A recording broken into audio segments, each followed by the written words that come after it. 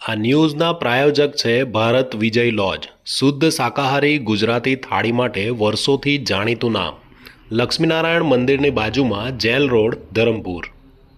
પસાયદાન આધ્યાત્મિક ગુરુકુલ અને સિદ્ધ સાઈ આનંદ આશ્રમનું ઉદ્ઘાટન થશે. 200 અનાથ બાળકોનેનું પાલન પોષણ કરવામાં આવશે.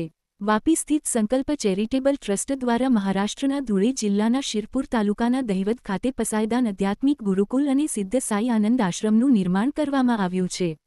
આ આશ્રમનું ઉદ્ઘાટન મહાશિવરાત્રિના પવિત્ર અવસર પર 26 ફેબ્રુઆરીના રોજ સવારે 10 વાગ્યે યોજાશે.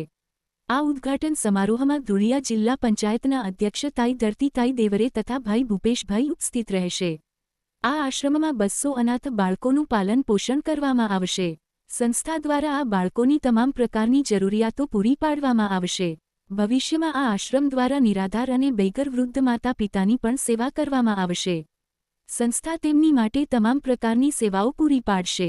આ પહેલ સમાજના વંચિત વર્ગોની સેવા માટે એક મહત્વપૂર્ણ કદમ છે. આ આશ્રમ આધ્યાત્મિક ઉત્થાન સાથે સામાજિક સેવાનું સંગમ બનશે, જ્યાં અનાથ બાળકો અને વૃદ્ધ લોકોને આશરો મળશે. એક છત નીચે બંને પેઢીઓને માનવીય અભિગમ સાથે સંભાળ મળશે, જે સમાજમાં પ્રેમ અને સદ્ભાવનાનો સંદેશ ફેલાવશે. સંકલ્પ ચેરિટેબલ ટ્રસ્ટના આ પ્રયાસથી સમાજના નબળા વર્ગના લોકોને આશાનું કિરણ મળશે અને તેમના જીવનમાં હકારાત્મક પરિવર્તન આવશે. जय श्री कृष्ण, राधे राधे। कल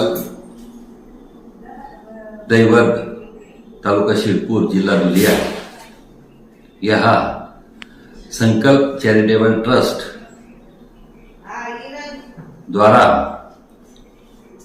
आध्यात्मिक गुरुकुल, पसायदान आध्यात्मिक गुरुकुल तथा सिद्ध साई आनंद आश्रम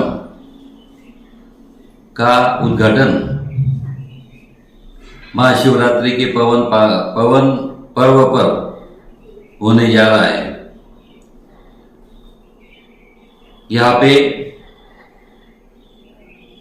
200 अनाथ बच्चे, इनका संगोपन किया जाएगा। इनकी व्यवस्था एजुकेशन, फूड, रेसिडेंट, सभी प्रकार की सेवाएं इन बच्चों को प्रदान की जाएगी और इस माध्यम से जो समाज में जो बच्चे समाज फ्लो से बाहर है, उनको समाज के फ्लो में लाने का एक प्रयास संस्था करने जा रही है। जय श्री कृष्ण, राधे राधे।